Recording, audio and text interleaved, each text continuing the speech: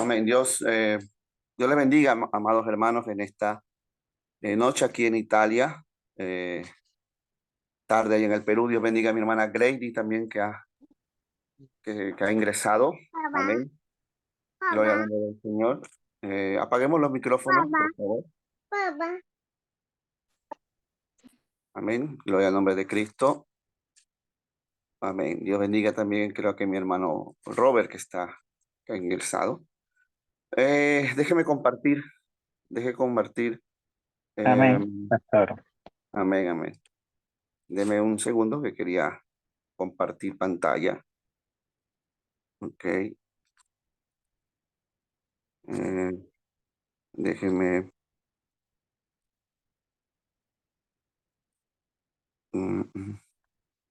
encontrar el archivo.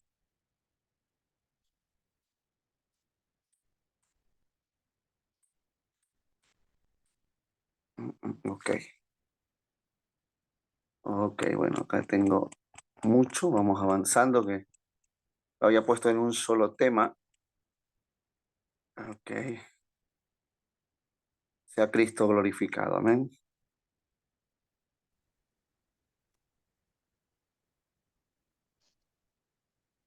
El canon del Antiguo Testamento.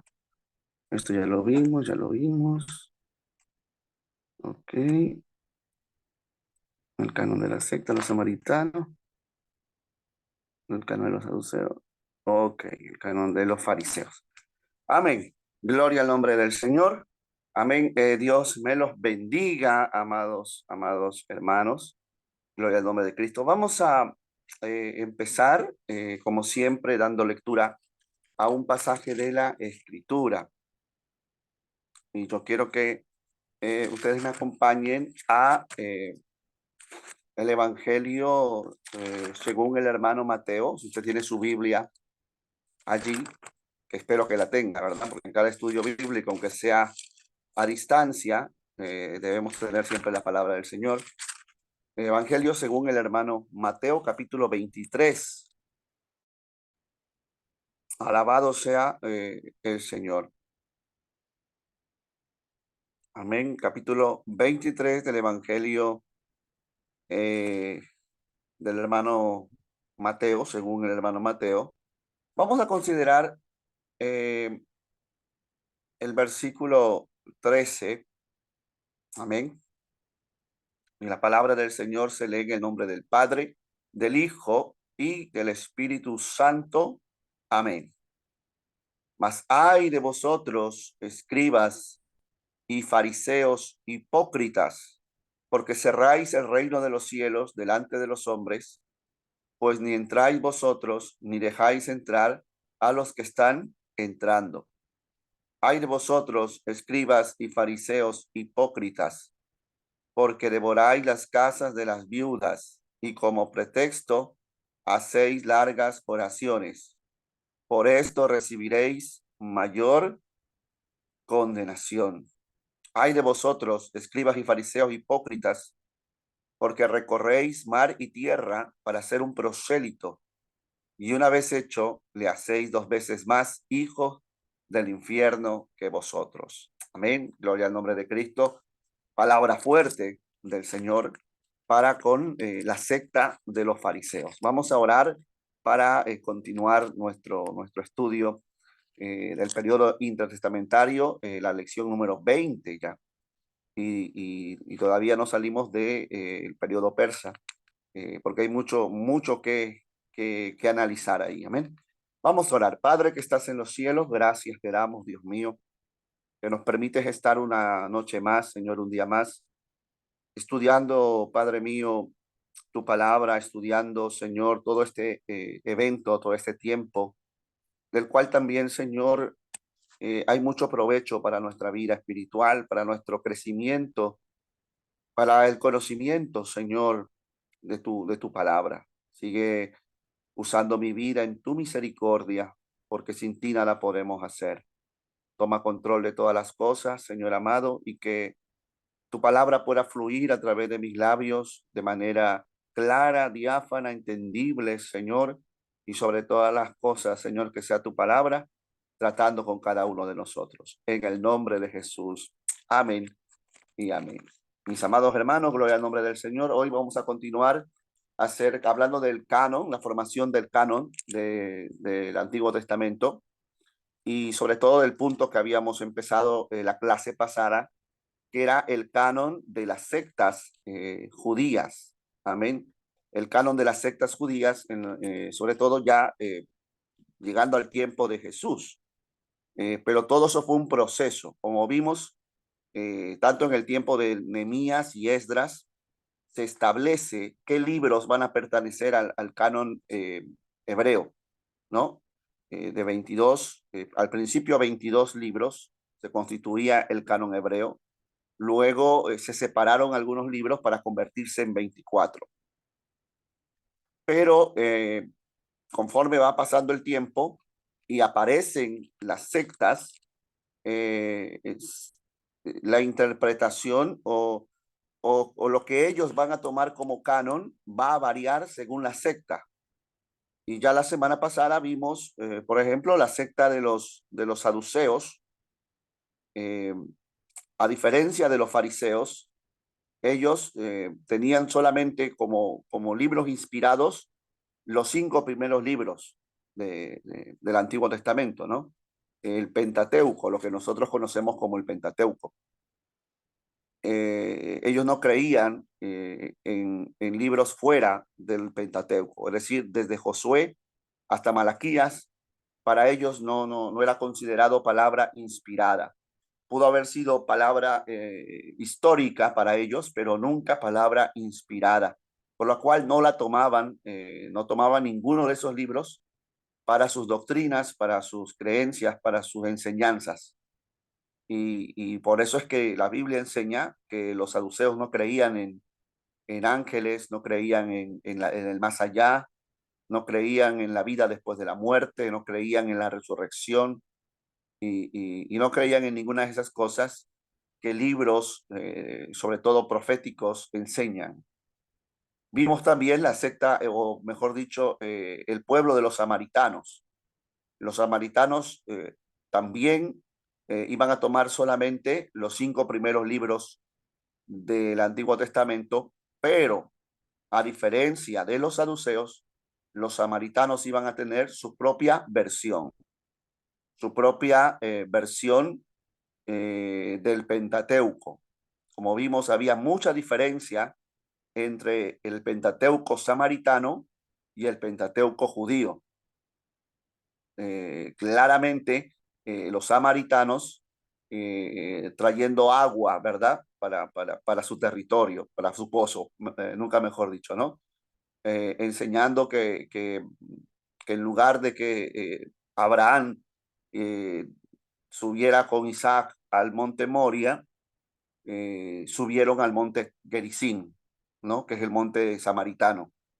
Que en lugar que Dios ordenara la construcción del templo en el monte Moria, ¿verdad? Lo hizo en el monte Gerizim. Y cosas así, en esas variaciones, consta la Biblia del Antiguo Testamento o el Pentateuco o la Torá de los samaritanos. Entonces ya estamos viendo diferencias, ¿no? Ya estamos viendo diferencias y analizamos ese encuentro que Jesús tuvo con la mujer samaritana y llegamos a comprender un poco mejor. Amén. Porque la mujer samaritana tenía una creencia basado en sus escrituras, en sus escritos. Y luego ya empezamos a ver la, la secta de los fariseos, que va a ser muy diferente tanto a los samaritanos como a los saduceos, porque los fariseos, como vimos, sí van a creer en todo el Antiguo Testamento, desde Génesis hasta lo que nosotros vemos Malaquías, ¿no? Comparándolo con nuestra versión, desde Génesis hasta Malaquías, todo eso, esos libros iban a ser tomados por los fariseos como palabra inspirada por Dios. Es decir, que el canon de los fariseos iba a ser de 22 y luego 24 libros. Amén. Y a partir de ese canon, pues se forma el actual canon del Antiguo Testamento o la Tanakh judía. Ya vimos en clases pasadas esos 22 libros. ¿Por qué son 22 libros? ¿Por qué tenemos nosotros 39 libros y siendo los mismos? Porque al principio hubo libros que nosotros, que ahora los tenemos separado, eran un solo libro, ¿no? Primera y segunda de Samuel era solamente el libro de Samuel. No había primera ni segunda. Lo mismo pasa con Reyes, lo mismo pasa con Crónicas, lo mismo pasaba con Jeremías y Lamentaciones. Eran un solo libro, porque Lamentaciones era escrito por Jeremías. Y así también algunos libros más, ¿no? Los profetas menores eran solamente un libro. Nosotros tenemos Oseas, Amós, ¿verdad? Miqueas, Jonás. Y por eso es que en cantidad parece que nosotros tenemos 39 libros, ellos teniendo 24 ahora, pero son los mismos escritos, ni más ni menos. Y en eso, esos escritos, pues creían los fariseos. Sin embargo, como habíamos empezado a ver la semana pasada, el pecado de los fariseos fue el poner a la par de la ley, de la escritura, lo que ellos van a llamar la ley oral. Amén. Que se va a conocer más adelante, gloria al nombre de Jesús, como la Mishnah o el Talmud, ¿no? Que ya en su momento vamos a hablar de eso. Dios bendiga a nuestra hermana Cecilia también. Dios le bendiga, hermana. Amén. Entonces, la ley oral viene a ser la interpretación de la ley escrita por los rabinos farisaicos. Amén.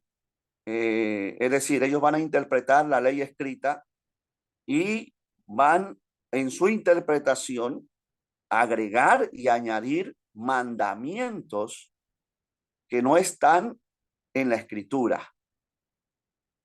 Y a eso se les va a llamar la tradición de los ancianos también. Que Jesús va a atacar mucho en su ministerio la tradición de los ancianos. Y entonces es muy interesante eso, hermano, porque cuando entramos a la vida de Jesús, en muchas iglesias evangélicas dicen que Jesús fue en contra de la ley, que al establecer la gracia, el Señor Jesucristo menospreció la ley. Y eso es falso, porque mientras Cristo vivió, él vivió bajo la ley y él no quebrantó la ley. Él mismo lo dice en Mateo capítulo 5, cuando él va a establecer su escuela de pensamiento, de interpretación bíblica. Él va a decir, no penséis que he venido a abrogar la ley. Es decir, no penséis que he venido a anular la ley, sino que vine a cumplirla. Y el Señor va a anular las interpretaciones humanas de la ley, es decir, la tradición oral de los fariseos. Por eso les va a dar duro. Fariseos hipócritas, fariseos, ¿verdad? Que hacéis esto, que hacéis lo otro. Siempre va a ir en contra de la tradición. Por ejemplo, como decíamos nosotros el sábado en la iglesia, y tocamos el punto de aquel hombre paralítico que fue sanado en el estanque de Betesda, ¿verdad? Cuando el Señor le dice, toma tu lecho y anda. Y los judíos, la misma gente le decía, no te es lícito tomar tu lecho en el día de reposo. Y no la pregunta era, ¿no era lícito para quién? ¿O por quién no era lícito? Porque en la ley de Dios, en ninguna parte de la escritura prohibía a un hombre tomar su lecho, ¿verdad? En el día de reposo. Entonces, no le era lícito a aquel hombre tomar su lecho en el día de reposo por la ley oral, por la tradición de los ancianos, por la enseñanza de los fariseos, que no tenía nada que ver con la ley de Dios. Por eso que Jesús no quebrantó ninguna ley. Bendito el nombre del Señor. Entonces, los fariseos van a tener su canon, todos los libros que tenemos nosotros en el Antiguo Testamento, pero van a poner a la par y aún hasta mayor que la ley escrita, la ley oral. Bendito el nombre del Señor. Amén. Cuando hablamos de la ley oral, estamos hablando de la enseñanza que se da, ¿verdad? Que se transmite de generación en generación. Era prohibido para los judíos escribir la ley oral, porque ya había una ley escrita. Entonces, ellos decían, no podemos escribir la ley oral. Eso hay que transmitirla de generación en generación. Y eso hacían los rabinos. Enseñaban y transmitían a los judíos toda esa enseñanza oral. Después de Jesús morir en la cruz del Calvario y llegar la destrucción del templo en el año 70, y ya en el segundo siglo, los judíos van a escribir por primera vez, van a escribir la ley oral. Por eso que tenemos el Talmud. Si usted ha escuchado esa palabra, el Talmud o la Mishnah, no es otra cosa que la ley oral escrita que tienen los judíos el día de hoy. ¿Qué es lo que hay ahí? Todas las interpretaciones de todos los rabinos de la antigüedad hasta los días modernos. Toda la enseñanza de ellos.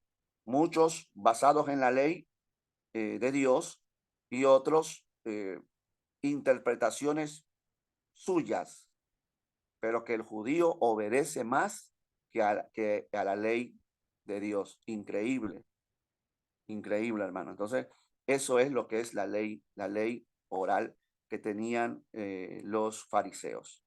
Recuerde que usted puede levantar, hay una manito allí, puede preguntar si hay algo que no se explicó bien, si hay algo que no se entendió, usted me lo puede preguntar sin temor, sin miedo. Amén. Gloria al nombre del Señor. Pues vamos a continuar hablando un poco acerca de esto. Entonces ya, hablando ya de la siguiente secta, pues ya vimos que los samaritanos solo tenían el Pentateuco, su propia versión. Los saduceos tenían el Pentateuco y no creían en Isaías, en Jeremías, en Daniel, no lo aceptaban como libros inspirados. Los fariseos sí enseñaban Isaías, enseñaban Daniel, enseñaban Jeremías, pero a la par tenían su ley oral, que era más importante para ellos que la misma ley de Dios. Pero luego hay otra secta, o había otra secta en los días de Jesús, que no la encontramos directamente en la escritura, que eran los esenios. Los esenios. Según el teólogo Weston Fields, nos dice que hay diferencias asombrosas, ¿verdad?, entre los esenios, que lo escribe Flavio Josefo, ya les dije, el historiador judío del primer siglo, al igual que otro historiador romano, este es romano, Plinio el Viejo, y Filón de Alejandría, que era un judío también, que vivía o que vivió en Egipto, ¿no? En Alejandría. Los tres nos van a hablar de la secta de los esenios. Y más adelante, en el siglo pasado, se van a encontrar en las cuevas de Qumran muchos rollos antiguos de la palabra de Dios y de muchos escritos.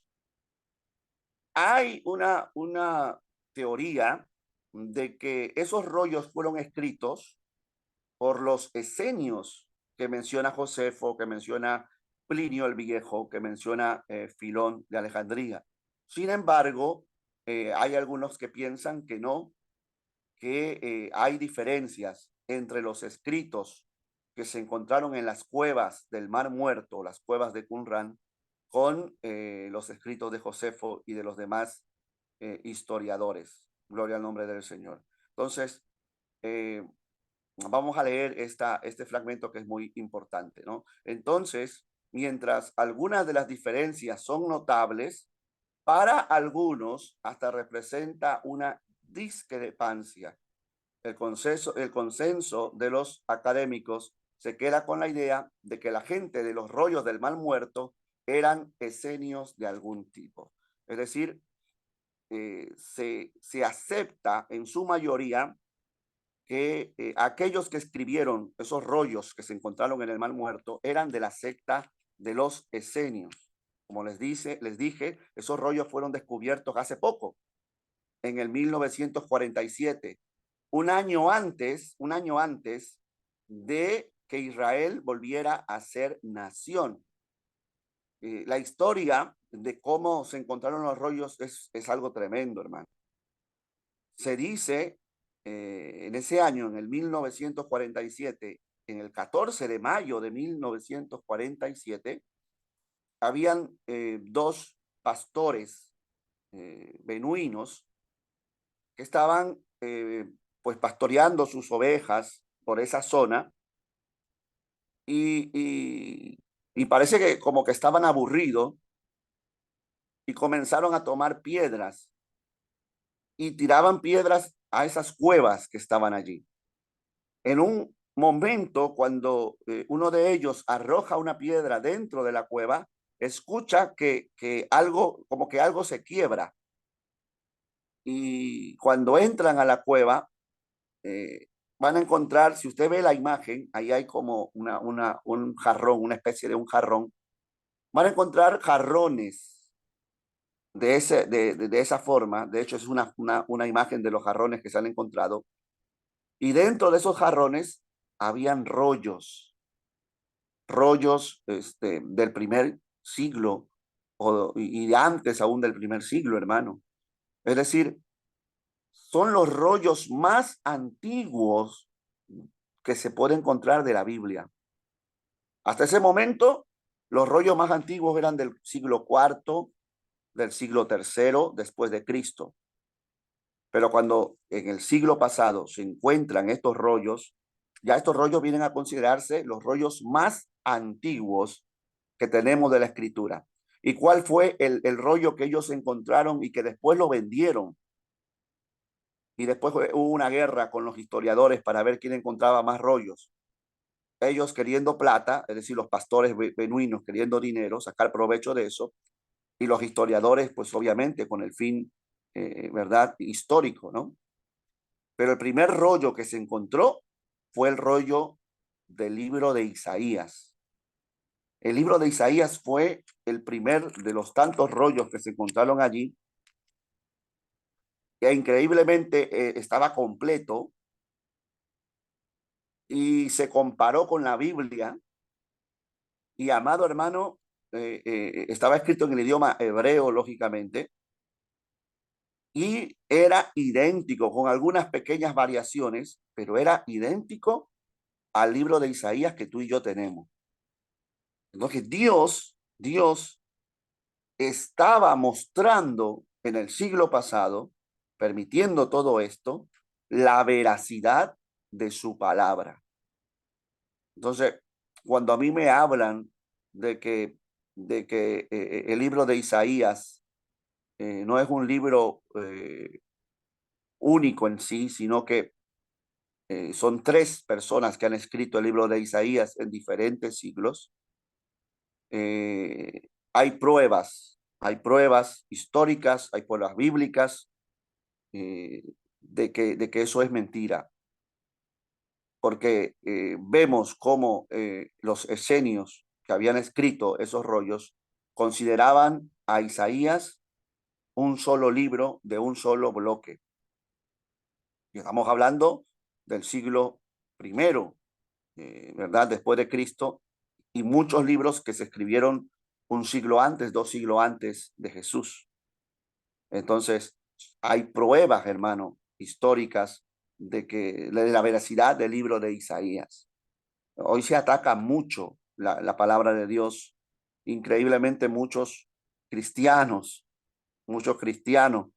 que con el afán de demostrar que tienen mucho conocimiento, se unen a esos ataques y traen confusión al pueblo de Dios sin preocuparse en estudiar, sin preocuparse en investigar. No podemos nosotros ser irresponsables de dar algo, de enseñar algo que nosotros no hayamos primero corroborado, investigado, confirmado de que así es. Bendito el nombre del Señor. Entonces, esos rollos se escribieron allí. Ahora, no solamente se encontraron manuscritos bíblicos, porque a eso vamos a llegar, al canon de los esenios. ¿Cuántos libros tenían los esenios? Bueno, aparte de los libros bíblicos, de todo el Antiguo Testamento que se encontraron, salvo el libro de Esther, porque es el único libro que no se encontró allí, o sea, copia, rollo, no se encontró, pero se encontraron todos los libros del Antiguo Testamento, se encontraron libros de comentarios de Génesis, comentarios de Habacuc, y se encontraron muchos libros apócrifos. Uno de los libros que se encontró allí también fue el libro de Enoc. Amén. Y yo sé que muchos de ustedes han escuchado seguro de la existencia del libro de Enoc y de muchos libros apócrifos. Lo que nos da a entender a nosotros que los esenios creían en los 22 o 24 libros que tenía la Biblia hebrea, más libros apócrifos, como el libro de los jubileos, por ejemplo, como el libro de Enoc, que son libros que se encontraron allí. Bendito y alabado sea nuestro Dios. Amén. Entre sus libros hay varios comentarios acerca de la Biblia hebrea, explicando según los principios de interpretación, hermano, de su propia comunidad. Es decir, ellos mismos interpretaban los libros, ¿no? Tenían comentarios. Es como cuando usted ahora se compra una Biblia de estudio.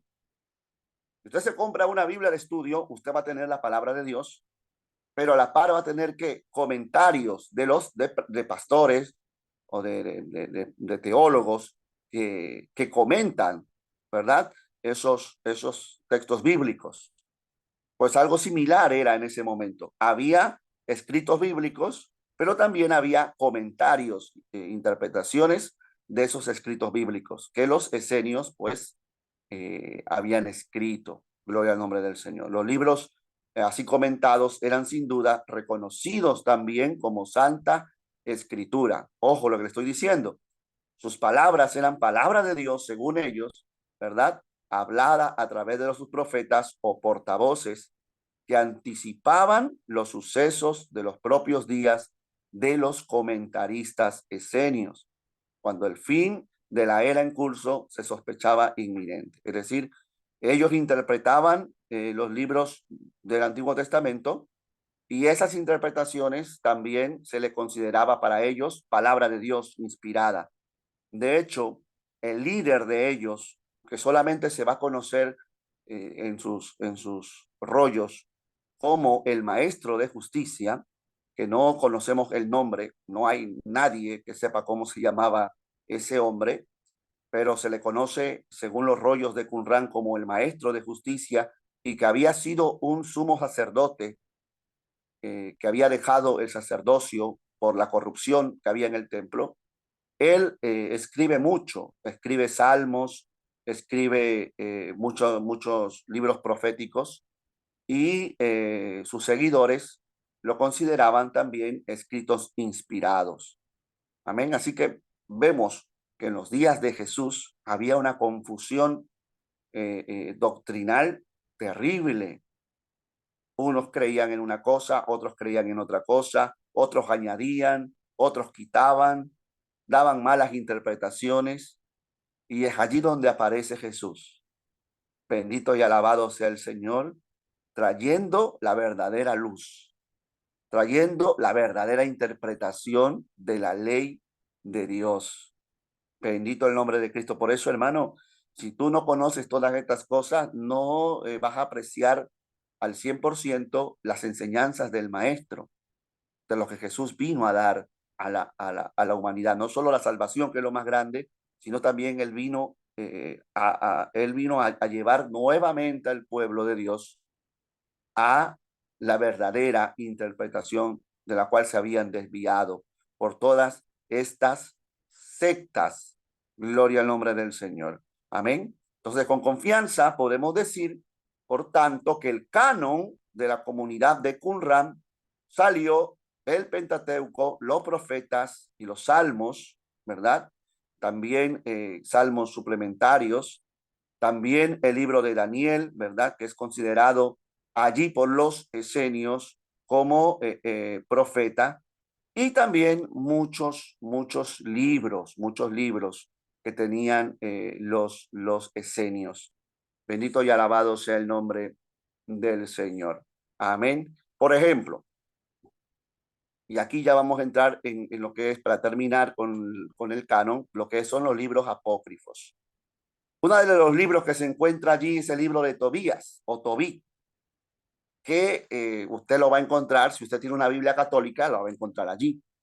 Otro libro es el libro de los jubileos, que no está en la Biblia católica, pero era un libro muy leído en los días de Jesús y sobre todo por la secta de Qumran, ¿verdad? Que ellos tenían su propia comunidad en el desierto.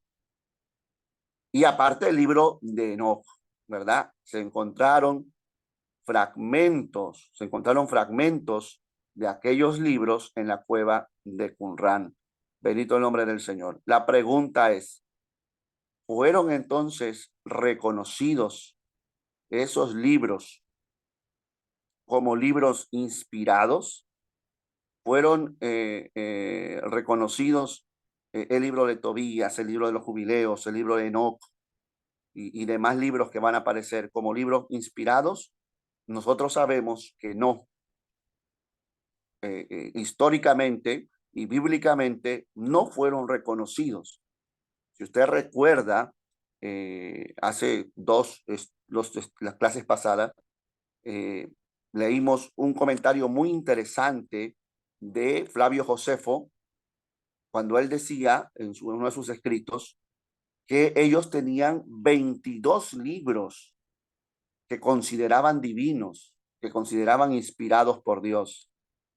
Ese es un dato histórico que nos ayuda a nosotros a reafirmar que todos estos libros que aún la Iglesia Católica el día de hoy toma como palabra inspirada, no fueron reconocidos nunca por los judíos, mucho menos por Jesús o la Iglesia, como libros inspirados por Dios.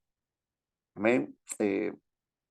Hoy, por ejemplo, la Iglesia Católica, los teólogos católicos atacan mucho al protestantismo, queriendo mostrarnos que esos libros que ellos tienen, Tobías, Judith, ¿verdad? Los Macabeos, etcétera, etcétera, ellos aseguran que son libros que fueron aceptados por los judíos dentro de su canon, pero bíblicamente e históricamente no hay fundamento verdadero en eso. No, a pesar que había judíos como los esenios que leían estos libros, no eran libros reconocidos, y eso lo vamos a ver en un momento. Entonces, para terminar, el canon del Antiguo Testamento, dos puntos importantes. La evidencia apunta a que el canon del Antiguo Testamento ya estaba fijo en el tiempo de Jesús, claro que sí. Ya en los días de Jesús, ya existía la Biblia, no se llamaba Biblia, obviamente, se llamaba el Tanakh, pero ya existía. De hecho, Jesús, cuando entra a la sinagoga de Nazaret, en el Evangelio según el hermano Lucas, se les va a dar a él el rollo del profeta Isaías y él lo va a predicar allí en la sinagoga, porque Jesús era rabí. Amén. Jesús era rabí, hermano. Y como rabí, él podía enseñar en la sinagoga. No cualquiera enseñaba en la sinagoga. Pedro nunca enseñó en la sinagoga. Ni Juan, ni los apóstoles, salvo Pablo, porque Pablo también era un rabino, enseñaron en la sinagoga. Entonces, aquellos que digan que Jesús no estudió, que Jesús no tuvo que aprender como humano al fin, estudiar y poder ser considerado un rabino que se le diera la autoridad de poder predicar en las sinagogas, está equivocado. Jesús estudió, Jesús se capacitó y Jesús fue reconocido como rabino ante los hombres.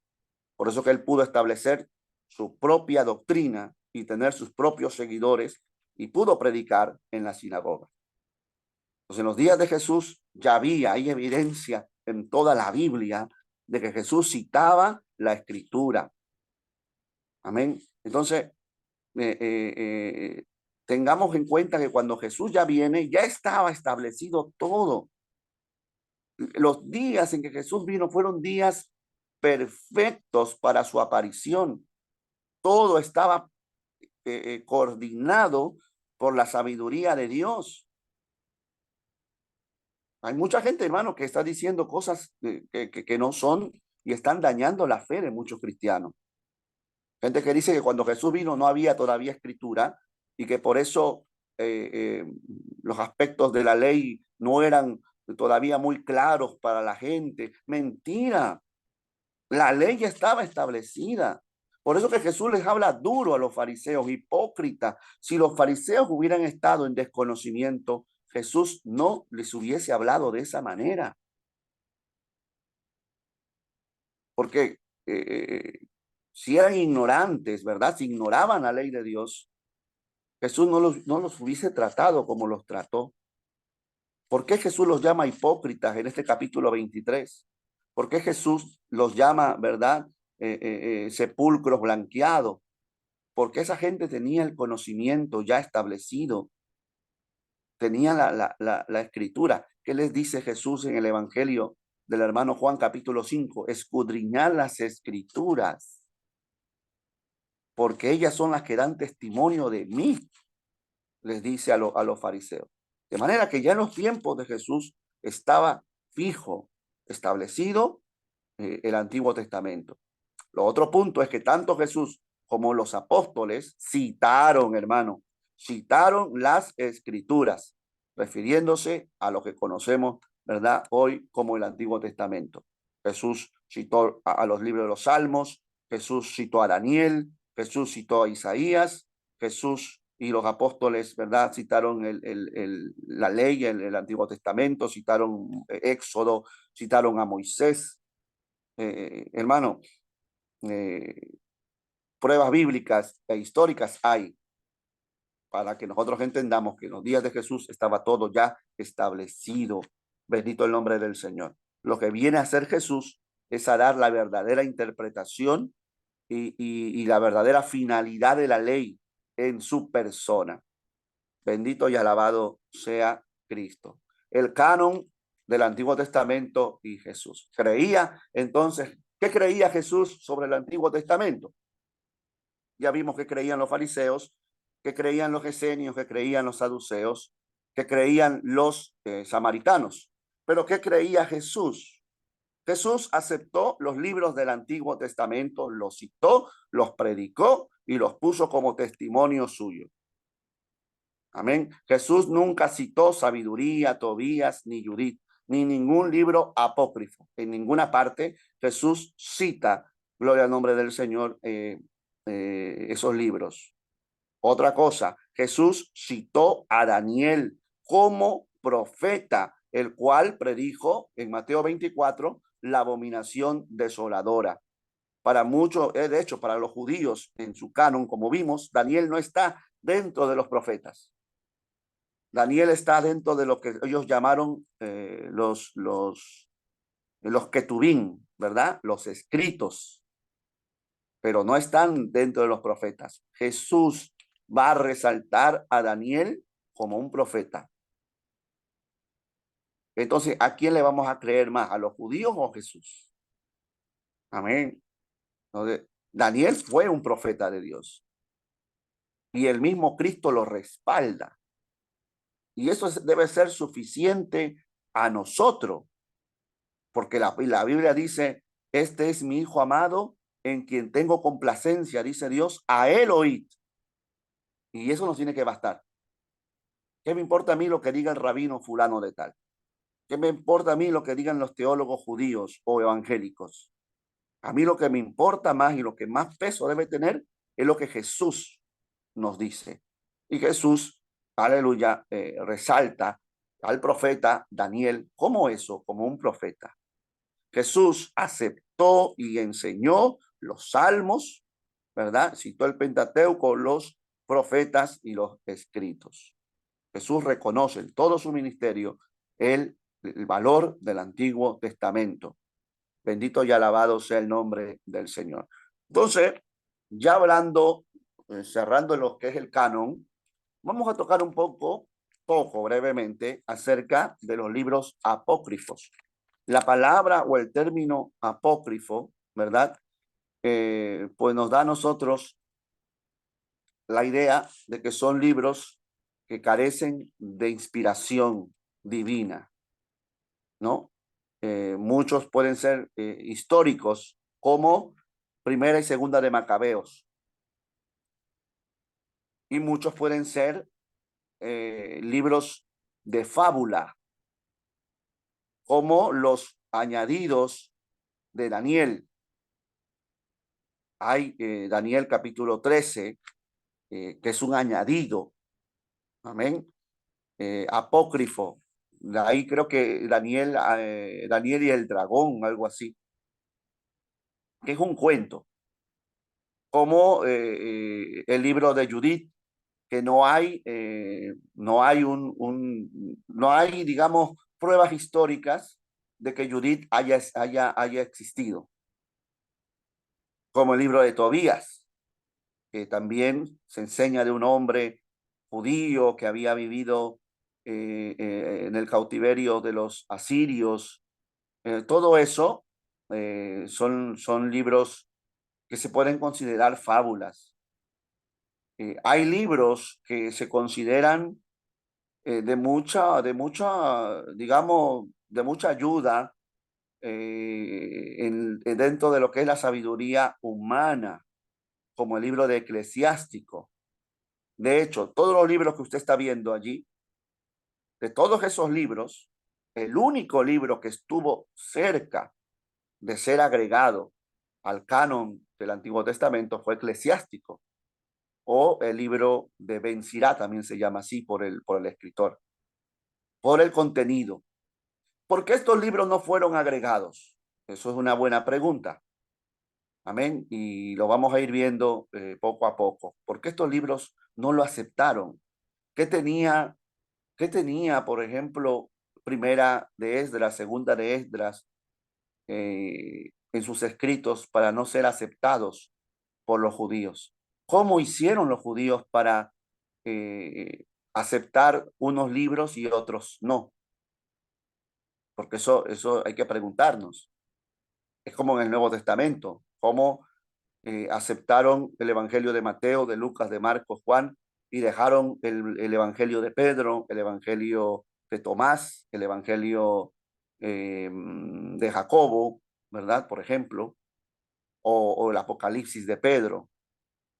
¿Cuál fue la forma, la medida? ¿Por qué? Unos libros sí, unos libros no. Es muy interesante saber eso.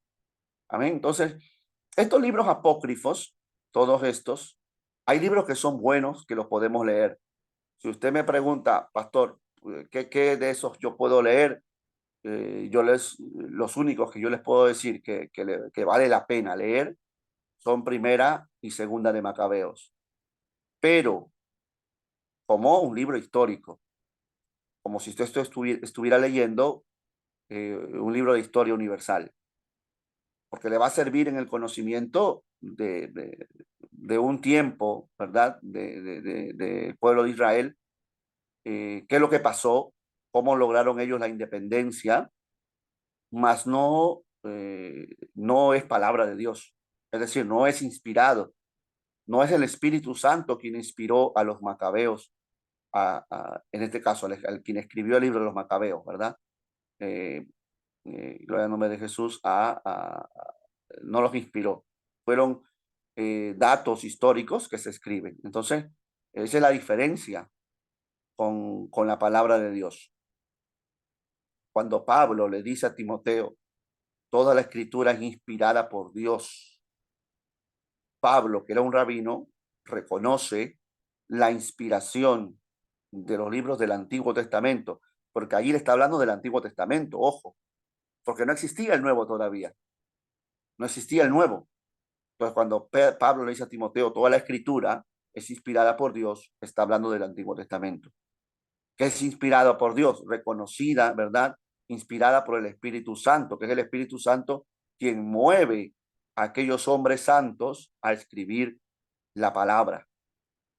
Entonces, había muchos escritos, como lo que estamos viendo allí, pero ninguno de ellos el Espíritu Santo movió a la gente a escribir, sino que unos escribieron como datos históricos, otros como historias y fábulas, cuentos, que quedaron dentro de la literatura judía. Yo espero que esté siendo claro. Amén. Gloria al nombre del Señor. Aleluya. Entonces, estos libros, miren, vamos a hablar un poco de estos libros apócrifos entre el Antiguo y el Nuevo Testamento, que es el tema que estamos tocando, el curso, ¿no? Durante este periodo en sí, desde 480 años, desde que se escribe la Biblia, recuerde, el canon del Antiguo Testamento se realiza en el año 450 antes de Cristo.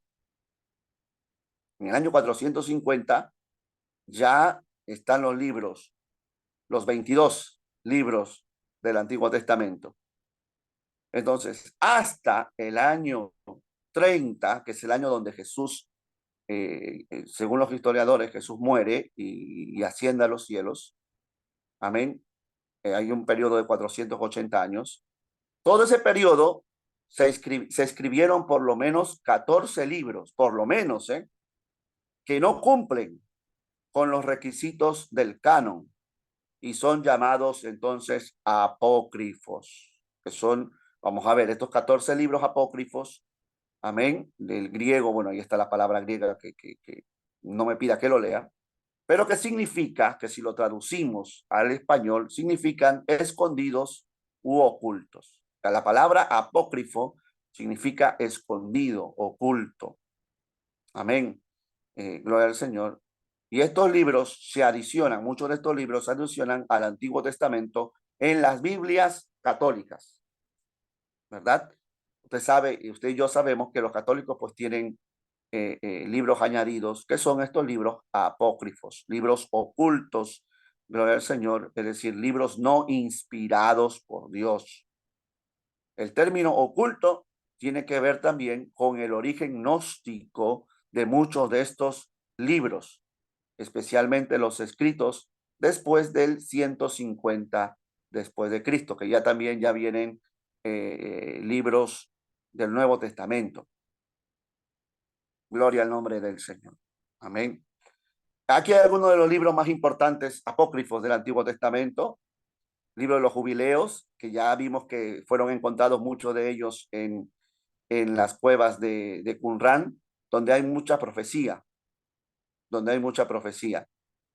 La ascensión de Isaías es un libro también que se habla que Isaías fue llevado al cielo.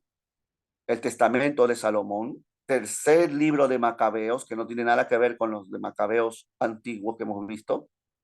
La carta a Aristeas, testamento de los 12 patriarcas. El libro de Enoc, el muy famoso libro de Enoc.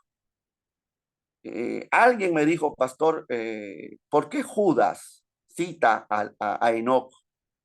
A Enoc en su epístola. Recuerde que Judas, que escribe, ¿verdad? Su carta pequeñísima, habla acerca de los falsos maestros y dice de los cuales también profetizó Enoc, séptimo desde Adán, y hablando de la segunda venida de Cristo. Eso se encuentra en el libro de Enoc. El libro de Enoc tiene varias partes. Y si no mal recuerdo, que es en la primera parte del libro, no le puedo asegurar porque no lo recuerdo ahora bien, pero esa cita que usa Judas está de la venida del Señor, ¿verdad? A destruir a sus enemigos, descendido del cielo. Y me preguntaba, ¿por qué Judas cita el libro de Enoc? Hace un libro reconocido a Enoc. El hecho de que Judas lo cite le da autoridad al libro de Enoc, el ser citado por un apóstol o por un escritor bíblico, y la respuesta es no. no por el hecho de que Judas cite una referencia, porque es una referencia. Amén, entendamos eso. Judas no está en ningún momento aceptando el libro de Enoc como libro inspirado. ¿Por qué? Porque número uno, no lo aceptó el canon judío. Número dos, el hecho de que él cite a Enoch lo tenemos que entender como una referencia a lo que él está hablando. ¿Se leía? Sí, se leían, como usted puede leer muchos libros y puede citar. No he escuchado predicadores que citan, ¿verdad? Y el teólogo fulano de tal dice esto, esto, esto. Está citando lo que dice un predicador, lo que dice un escritor en su sermón. Pero eso no es parte eso no es palabra inspirada, eso es una referencia. Lo mismo hace Pablo. Pablo cita, ¿verdad?, a un poeta cretense cuando él está predicando en Atenas, en el capítulo 17 de los Hechos. ¿Lo convierte al profeta cretense en inspirado por Dios? No, solo es una referencia que hace. Es como que yo puedo predicar, estar predicando y cito una referencia de un escritor, ¿verdad? Secular, porque quizás en el mensaje viene o lo puedo usar, pero es una referencia nada más. No lo convierte en algo inspirado. Entonces no nos hagamos no nos ahoguemos en un vaso de agua. No era un libro reconocido por la iglesia, no era reconocido por los judíos, mucho menos por la iglesia ni Jesús. Bendito el nombre del Señor. Entonces, otros libros como la Asunción de Moisés, el Apocalipsis de Baruch, eran libros que estaban corriendo en aquellos tiempos, hasta en los días del maestro. Bendito el nombre del Señor. Y esto nos lleva a los libros llamados, mal llamados, deuterocanónicos. Usted sabe, bueno, los tiene ahí, ¿no? La palabra deuterocanónico significa segundo canon. Ahora, pero ese nombre no es un nombre correcto. Ese es un nombre que le da a la Iglesia Católica. Porque la Iglesia Católica no le llama apócrifo. Porque apócrifo significa oculto, ¿verdad? Significa no reconocido, no inspirado. Entonces, si usted va donde un sacerdote o un teólogo católico y usted le dice, ¿por qué tenemos nosotros, si es católico, ¿no? ¿Por qué tenemos nosotros Tobías, Judith y los evangélicos no tienen esos libros? Nunca el teólogo católico o el sacerdote te va a decir, no, es que son libros apócrifos. No. Lo que te va a decir es que estos libros son deuterocanónicos, es decir, es un segundo canon. Que tenemos un canon, pero estos vienen a ser un segundo canon. Lo que te está diciendo es que estos libros son también inspirados por Dios, pero vienen en una segunda vuelta. Mire hasta dónde llega la falsedad, ¿no? No existe un segundo canon. No existe libro deuterocanónico. Eso es mentira. Hay libros canónicos, nada más. Amén. Entonces son llamados los libros apócrifos, ¿verdad? Que son llamados deuterocanónicos por la Iglesia Católica. La palabra apócrifo también significa fabuloso, supuesto, fingido, un libro falso. Y ahí tenemos toda una lista de los que tiene la Iglesia Católica. Estos son los libros apócrifos que tiene la Biblia católica. Primera de Esdras, segunda de Esdras, Tobías, Judith, sabiduría de Salomón, supuestamente de Salomón, eclesiástico Baruch, la carta a Jeremías, oración de Manasés, primera y segunda de Macabeos. Amén. ¿Por qué estos libros no fueron nunca aceptados, como habíamos preguntado antes, por los judíos o por la iglesia? Porque contienen doctrinas antibíblicas.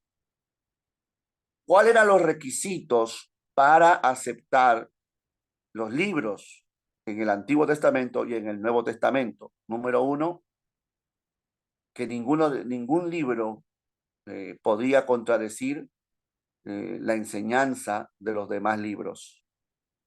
Si había un libro que en su enseñanza iba en contra de lo que había dicho Moisés o de lo que habían encontrado en el Antiguo Testamento, era descartado. Número dos, se miraba el autor. ¿Quién escribió ese libro? Y si verdaderamente el autor era el que decía ser. ¿Me entiende? Entonces, muchos libros, aparentemente como Sabiduría de Salomón, supuestamente fue escrito por Salomón, pero en esa investigación se dieron cuenta que no concordaban los datos y que no pudo haber sido Salomón quien escribiera ese libro, porque ese libro aparece siglos después de haber muerto Salomón. Entonces, hay varias reglas que se han tomado para aceptar los libros inspirados. Como decíamos, estos libros contradicen la doctrina bíblica. En estos libros hay oraciones por los muertos, cosa que en la ley de Dios estaba prohibida, porque Dios es Dios de vivos y Dios no es Dios de muertos. Y solo se ora a Dios. Entonces, por eso que la iglesia tradicional fundamenta la oración a los santos con esos libros. Pero el problema es que esos libros no pueden ser tomados como palabra de Dios. Y nunca usted permita que le quieran enseñar con esos libros. Amén. Entonces, oraciones por los muertos, peticiones a los santos, ¿verdad? En el cielo, peticiones a los santos que están en los cielos por sus oraciones. En esos libros se enseña la adoración a ángeles, cosa que el judío rechazaba y cosa que en el libro de Apocalipsis también vamos a encontrar cuando Juan se postra ante los pies del ángel que le había mostrado todas las cosas y se postra para adorar. Mire el apóstol Juan. ¿Y qué le dice el ángel del Señor? Levántate, no lo hagas, porque yo también soy siervo de Dios y consiervo tuyo y de tus hermanos los profetas. Adora a Dios. Entonces, si la Biblia me dice a mí que no puedo adorar a los ángeles, está prohibido por Dios, ¿cómo puedo yo tomar un libro que me diga a mí que puedo adorar a los ángeles? ¿Me entiende? Y así hay muchas enseñanzas. Eh, como dato histórico, para que usted lo tenga claro, ¿cuándo es que la Iglesia Católica reconoce estos libros? Porque no eran reconocidos, hermano, por la Iglesia de Cristo en el primer y segundo siglo, ni en el tercer siglo, ni en el cuarto, ni en el quinto. Esto llega a ser reconocido en el año 1580 y pico, en el llamado Concilio de Trento, el famoso Concilio de Trento. Si usted no lo sabe, yo creo que hay gente que sí lo sabe aquí, pero para aquellos que no lo sepan, el Concilio de Trento es uno de los concilios famosos en la historia. Se dio por muchos años, porque eran concilios que duraban mucho tiempo, a raíz de la Reforma Protestante. La Reforma Protestante se dio en el 1517. No recuerdo bien ya, no recuerdo bien, pero creo que sí, 1517. Si estoy equivocado, ahí me corrigen. Entonces, Martín Lutero clava, ¿verdad? Sus 95 tesis en las puertas de la Catedral de Wittenberg, y eso trae, hermano, una conmoción dentro de la Iglesia Católica. Hasta ese tiempo, la Biblia que se leía en el catolicismo era la Biblia, la Vulgata Latina, la versión Vulgata Latina que había sido escrita por Jerónimo y contenía 66 libros, como la Biblia tuya y la Biblia mía que tenemos. 66 libros. La Biblia católica. No es hasta el Concilio de Trento, creo que en el 1540 y algo, casi 30 años después de la Reforma, 40 años después de la Reforma, se reúnen todos los sacerdotes junto con el Papa y entre otras cosas deciden, para diferenciarse de los protestantes que se habían levantado ya, añadir a sus Biblias estos libros apócrifos, para diferenciar la Biblia católica de la Biblia protestante, que hasta ese momento tenían los mismos libros. Y en el Concilio de Trento es que eso cambia. A partir del 1500 y pico, póngale 1600, ya hasta los días de hoy, toda Biblia católica consta con esos, suma esos libros apócrifos. Antes del 1500, la Iglesia Católica tenía los mismos libros que tenemos nosotros. Eso es un dato histórico que es bueno que usted lo tenga presente. Gloria al nombre del Señor. ¿Por qué se rechazan los libros apócrifos entonces? Bueno, nunca fueron aceptados por los judíos en el Antiguo Testamento, ni por la Iglesia cristiana evangélica. No hay evidencia bíblica ni histórica de que fueron aceptados por Jesús y sus apóstoles. Una de las cosas es porque contienen historias elaboradas y contradicciones que revelan inmediatamente que no están al mismo nivel que la Escritura. Otro punto es que siempre ha habido dudas sobre su autenticidad. El hecho de que se enseñe que Habacuc vivía en los tiempos de Daniel y que fue llevado por Dios, Habacuc fue llevado por Dios, transportado por Dios, dice según Daniel 13, un libro apócrifo, que fue transportado por Dios a Babilonia para ayudar a Daniel. Eso es una fábula, eso es un cuento, porque Habacuc ya para esos días no existía, ya había muerto. Habacuc fue un profeta antes del cautiverio. Por eso cuando él profetiza, él habla de que venía a Babilonia y él expresa esas palabras maravillosas del capítulo 3 de Habacuc, aunque no haya, ¿verdad? Santo. Aunque la higuera no florezca, ¿verdad? No haya el fruto de la vid, aunque las vacas sean quitadas de las majadas, aunque no haya el fruto, ¿verdad? Del olivo, etcétera, etcétera, aunque no haya nada, ¿verdad? ¿Por qué? Porque él estaba viendo de que venía a Babilonia, que iba a arrasar con todo. Él decía, yo con todo me alegraré en Jehová, ¿verdad? Y me gozaré en el Dios de mi salvación. Jehová es mi fortaleza, el que hace mis pies como de sierva y en mis alturas me hace andar. Bendito el nombre del Señor. Pero ya para los días de Daniel, un Daniel ya avanzado de edad, Habacuc ya no vivía.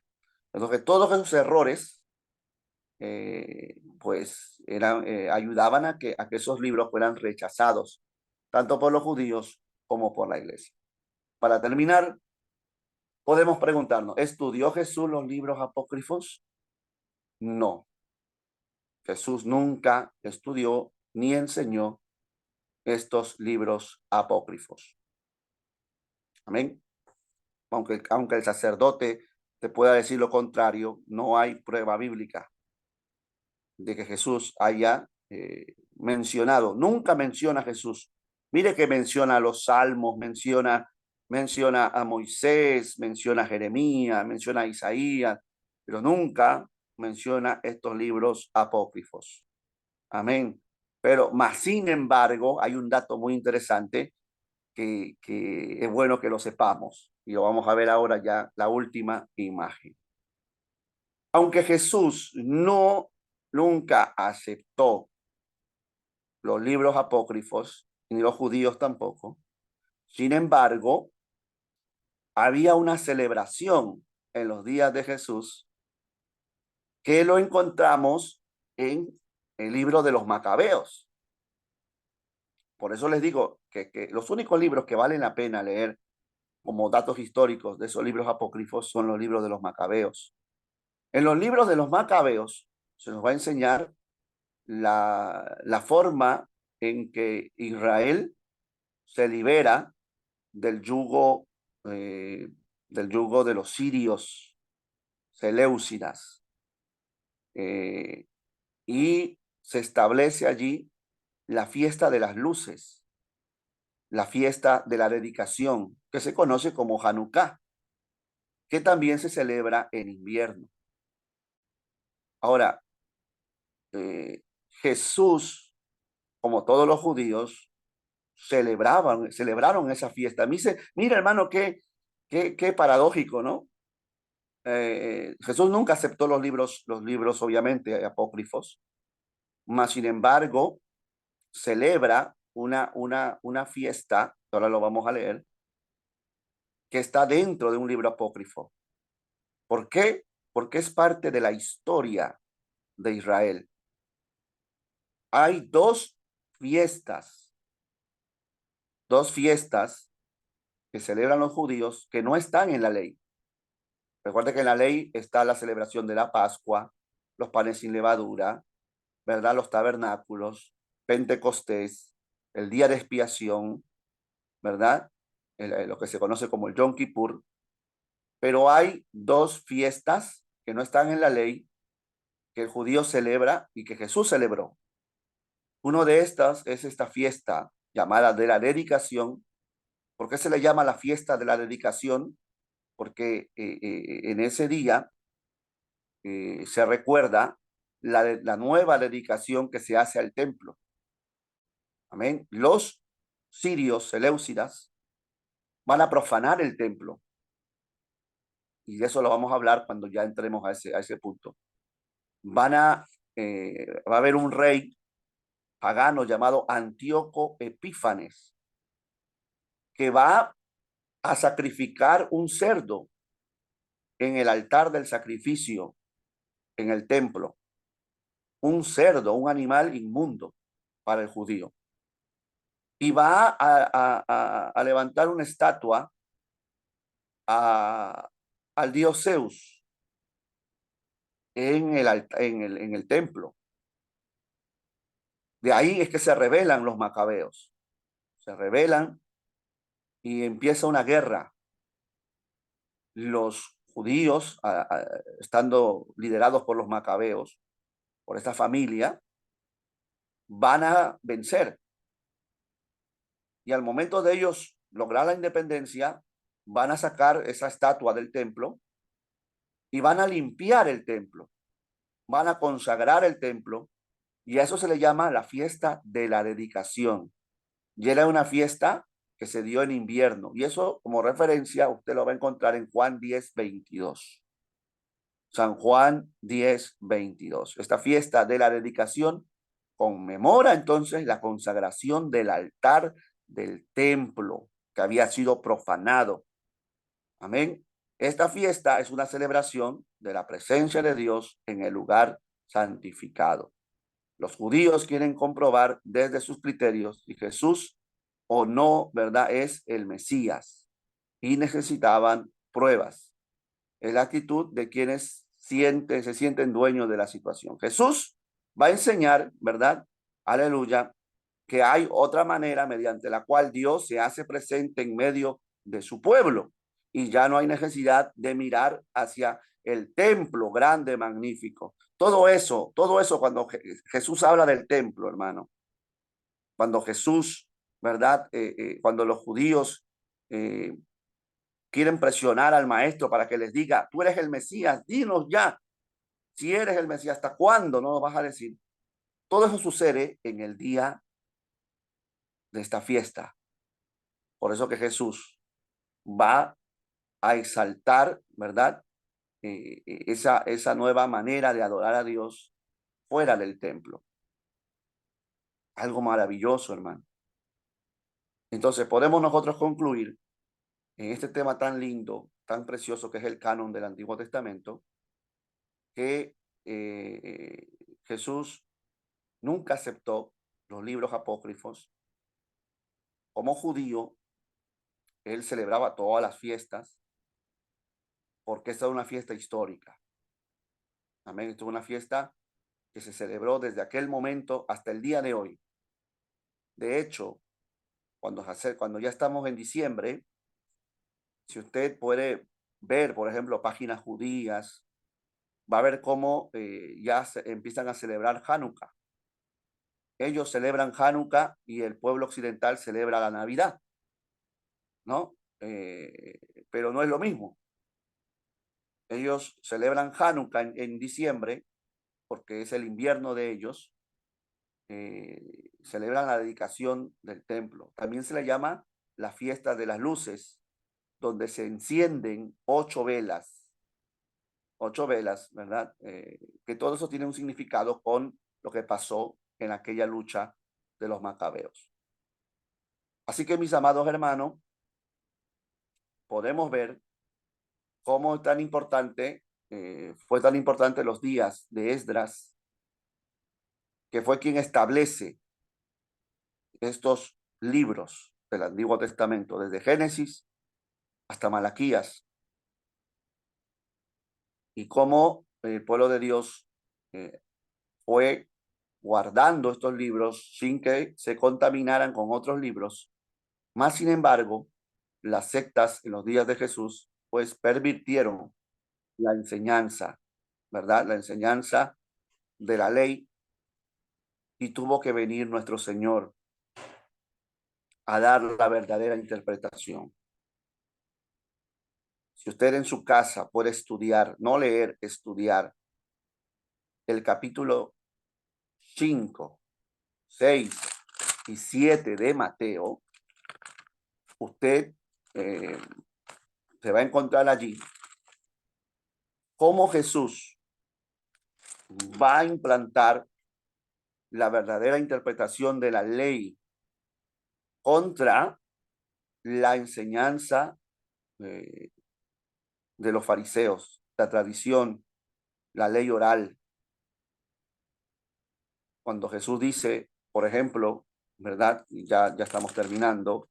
Cuando Jesús dice, oísteis que fue dicho, ¿no? Oísteis que fue dicho por los antiguos, ¿verdad? Es decir, por los ancianos, por los maestros anteriormente, no cometerás adulterio. Pero yo os digo, cualquiera que mira a una mujer para codiciarla, ya adulteró con ella en su corazón.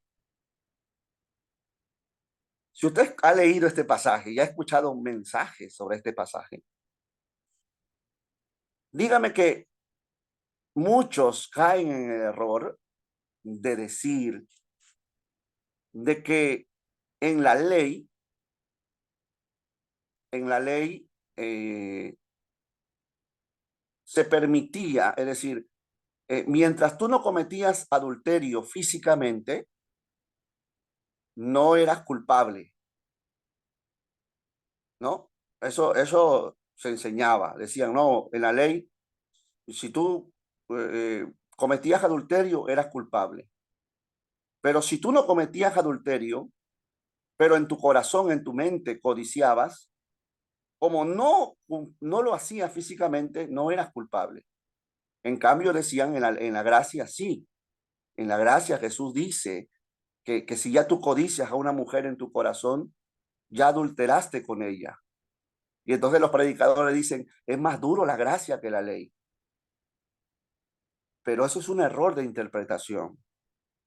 Yo le pregunto, ¿usted cree que Dios en el Antiguo Testamento, el Dios Santo, hubiese permitido que el hombre pudiera codiciar en su corazón y aunque no adulterara físicamente, Dios hubiese permitido que uno codiciara en el corazón a la mujer ajena? La respuesta es no. Aún en la ley, delante de Dios, el, el, el, el pensar, el maquinar sexualmente, ¿verdad? Ya era pecado delante de Dios. Ya era pecado. Lo que pasa es que en torno a los hombres no tenía culpa porque el hombre no puede conocer los pensamientos, pero Dios conoce los pensamientos. Por eso el salmista David decía, ¿verdad? Señor, ¿quién entrará a tu santuario? ¿Y qué dice la respuesta? el limpio de manos, el de corazón puro. Entonces, no me diga a mí que en el Antiguo Testamento el Señor permitía de que con tal que tú no lo hicieras físicamente, tú podías pensar y tener pensamientos y no era pecado. Sí era pecado y tu corazón no era limpio, porque David cuando expresa eso, vivía en la ley. Entonces, ¿cuál es el problema? El punto de Mateo 5:27, que Jesús no está yendo en contra de la ley. Jesús está yendo en contra de la interpretación de los fariseos que decían, mientras tú no cometas adulterio físicamente, tú puedes en tu mente codiciar y desear a una persona, pero no cometes pecado porque no lo estás practicando. Esa era la enseñanza en los días de Jesús. Por eso que Jesús viene y dice, oísteis que fue dicho, no cometerás adulterio, pero ese no cometerás adulterio venía encerrado con la enseñanza, la interpretación de los fariseos, que decían, no cometerás adulterio físicamente, pero no hay problema si tú en tu corazón puedes desear a una mujer. Y Jesús dice, no, no, no, no, no. Pero yo os digo, le dice, cualquiera que mira a una mujer, ¿ve? Cualquiera que mira a una mujer para codiciarla, ya adulteró con ella. ¿Qué está diciendo Jesús? Lo que ustedes han oído antes, lo que se les enseñó antes, lo que los maestros, los rabinos han enseñado por estos siglos, está mal. Sí, no hay que adulterar, pero no solamente físicamente, sino también en el corazón. Por eso le digo, vuelva a leer Mateo 5, Mateo 6, Mateo 7, bajo esa perspectiva, bajo ese conocimiento, y se va a dar cuenta que la enseñanza de Jesús ahí es mucho más profunda de lo que por años se nos enseñó a nosotros. De una simpleza, sin profundidad, sin conocer el contexto en que Jesús vivió. Amén. Dios me los bendiga, hermanos. Si hay alguna pregunta, déjeme dejar de grabar y entonces vamos a dar parte de las preguntas, si es que hay, y luego nos despedimos. Amén. Deme un segundo.